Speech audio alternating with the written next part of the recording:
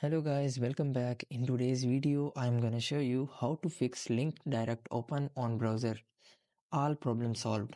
How you guys can do this? First of all, let me tell you what is the problem. Sometimes you want to open up a link on some specific application, but whenever you click on that link, but it redirect on any of browser or any application of which you don't want. So how you can fix this? You guys have to simply open up setting on your mobile phone. So after opening up setting on your mobile phone, here what you guys have to do is you guys have to simply scroll down and find an option which is apps. So here is the application. You just have to tap on it.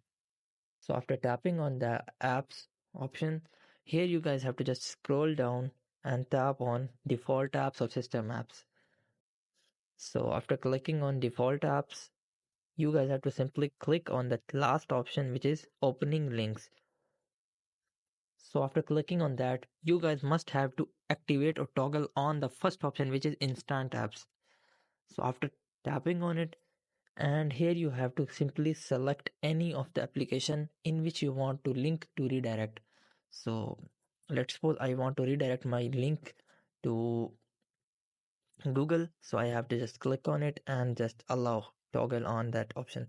So after toggling on, it will allow you to open up link on that specific application.